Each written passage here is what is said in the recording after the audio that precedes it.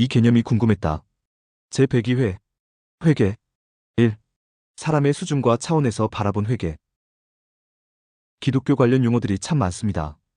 은혜, 믿음, 구원, 죄, 죄인, 천국, 심판, 기도, 시험, 예배, 정복, 이적, 소명, 사명, 사랑, 죽음, 진멸, 지혜, 전도 등 기독교 관련 용어들이 참 많습니다. 이 용어들을 살펴볼 때 가장 주의해야 할 점은 똑같은 용어라 하더라도 하나님의 수준과 차원에서 바라보는 용어의 의미와 사람의 수준과 차원에서 바라보는 용어의 의미가 아주 다르다는 점입니다. 기독교는 하나님의 말씀인 성경을 근거로 한 종교이기에 어떤 용어를 이해할 때는 반드시 하나님의 수준과 하나님의 차원과 하나님의 방식으로 이해하고 적용해야 합니다. 그런데 그 용어를 사람의 수준과 사람의 차원과 사람의 방식으로 이해하고 적용함으로써 사람의 상식으로도 납득할 수 없고 사람의 상식으로도 수용할 수 없는 이상한 내용들이 만들어지곤 합니다. 오늘 살펴보려고 하는 회개라는 용어도 마찬가지입니다. 회개라는 용어도 아주 심각하게 그 의미가 변질되어 있고 아주 심각하게 그 의미가 왜곡되어 있습니다. 즉 성경에 하나님께서 말씀하시는 회개와 사람들이 생각하는 회개 사이에 아주 엄청난 차이가 있다는 뜻입니다. 예를 들어보겠습니다. 아주 오래전에 직장 생활을 할 때 아주 열심히 교회에 다니는 직장 선배가 있었습니다.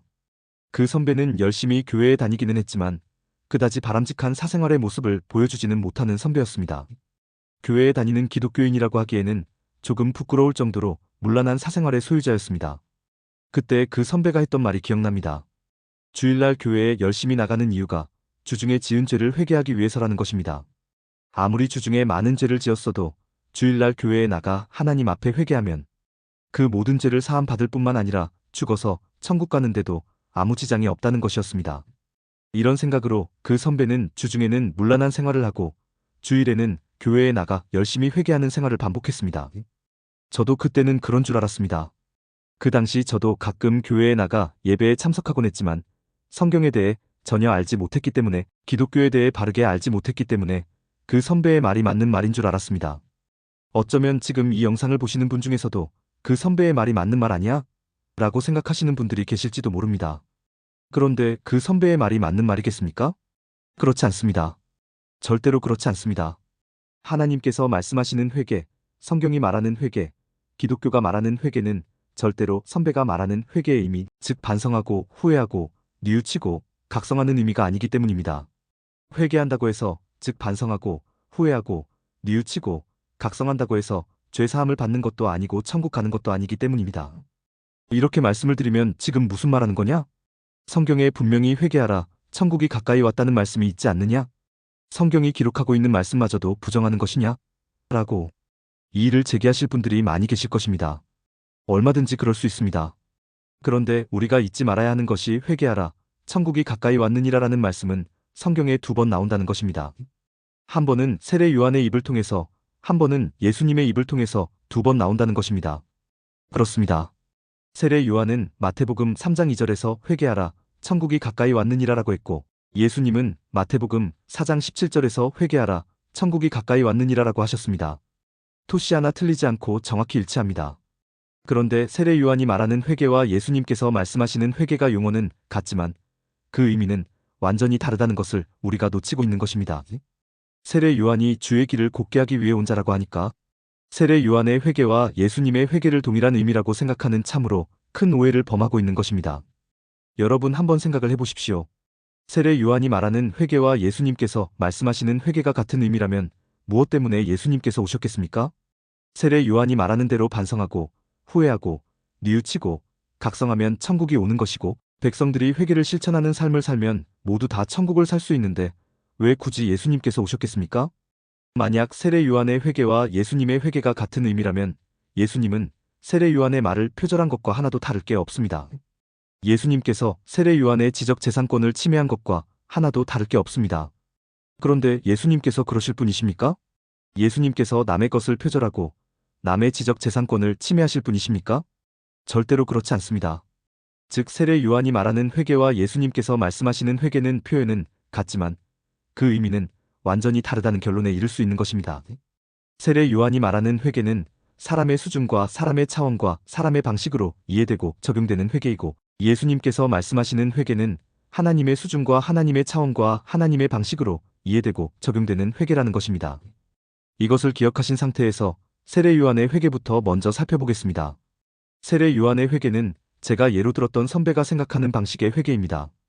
즉 자신이 저지른 잘못에 대해 뉘우치고 반성하고 후회하고 각성하는 의미의 회개입니다.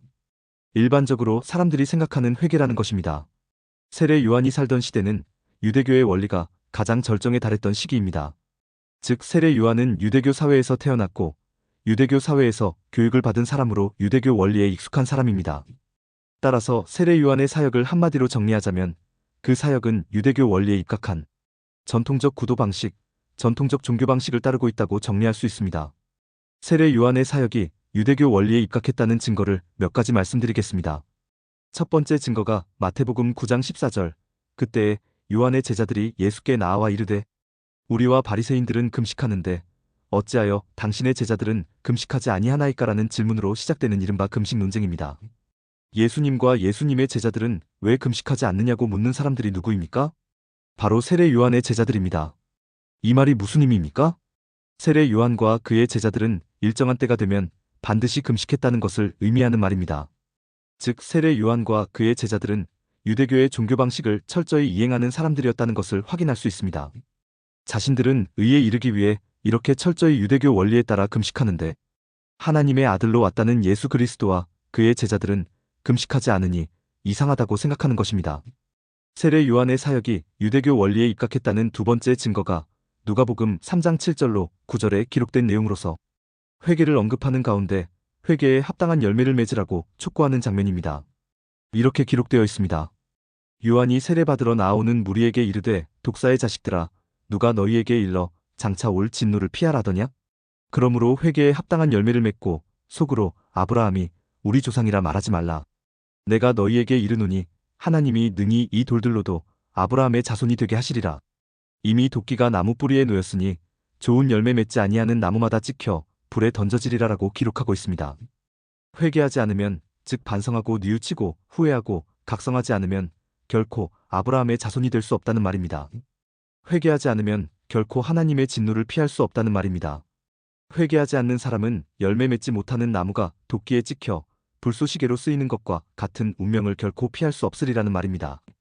철저하게 유대교적 사고방식에 갇혀있는 세례 요한을 발견하게 되는 것입니다. 세례 요한의 사역이 유대교 원리에 입각한 사역이었다는 세 번째 증거가 누가복음 3장 10절로 14절로서 회개를 강조하는 세례 요한에게 백성들이 어떻게 해야 하느냐고 물었을 때 가르침을 주는 장면입니다. 이렇게 기록하고 있습니다. 무리가 물어 이르되 그러면 우리가 무엇을 하리까? 대답하여 이르되 옷 두 벌 있는 자는 옷 없는 자에게 나눠줄 것이요 먹을 것이 있는 자도 그렇게 할 것이니라 하고 세리들도 세례를 받고자 하여 와서 이르되 선생이여 우리는 무엇을 하리까매 이르되 부과된 것 외에는 거두지 말라 하고 군인들도 물어 이르되 우리는 무엇을 하리이까 하매 이르되 사람에게서 강탈하지 말며 거짓으로 고발하지 말고 받는 급류를 족한 줄로 알라 하니라 라고 기록하고 있습니다. 한마디로 요약하면 착하게 살라는 것입니다. 선하게 살라는 것입니다. 욕심내며 살지 말라는 것입니다. 자신의 형편에 만족하며 살라는 것입니다. 다른 사람을 괴롭히며 살지 말라는 것입니다. 그런데 이 말들이 대단한 말입니까? 별로 대단하지 않은 말입니까? 별로 대단하지 않은 말입니다. 당시 이스라엘 사람들이 늘 듣던 말입니다. 누구에게서 듣던 말입니까? 유대교 종교 지도자들, 즉 제사장들로부터, 바리새인들로부터, 서기관들에게서 늘 듣던 말입니다. 그렇습니다. 세례 요한은 철저하게 유대교적 사고방식에 갇혀있는 것입니다. 유대교의 원리를 한마디로 요약하자면 행위의 원리, 보상의 원리, 상벌의 원리입니다. 율법대로 살면 하나님으로부터 상과 복을 받고 율법대로 살지 않으면 하나님으로부터 벌과 저주를 받는다는 행위의 원리, 보상의 원리, 상벌의 원리가 유대교의 근본 원리입니다. 세례 요한의 말 한마디 한마디를 보면 세례 요한의 사역이 바로 이 유대교 원리에 입각하고 있다는 것을 이해할 수 있으실 것입니다. 그러기에 세례 요한이 말하는 회개는 유대교 원리에 근거한 것으로 반성하고 후회하고 뉘우치고 각성하라고 행위를 강조하는 회개가 되는 것입니다. 그리고 오늘날 대부분의 사람은 바로 이 세례 요한의 방식으로 회개를 이해하고 있는 것입니다. 그런데 반성하고 후회하고 뉘우치고 각성한다고 해서 죄사함을 받을 수 있는 것일까요? 반성하고 후회하고 뉘우치고 각성한다고 해서 천국이 오는 것일까요? 반성하고 후회하고 뉘우치고 각성한다고 해서 모든 사람이 더불어 하나 되어 이 세상을 온전하고 행복하게 살아갈 수 있을까요? 그렇지 않습니다. 아주 일시적으로 효과가 있을지는 모르나 그런 일은 이루어지지 않습니다. 그래서 나오는 게 바로 예수님의 회개입니다. 하나님의 수준과 하나님의 차원과 하나님의 방식으로 이해되고 적용되는 회개입니다.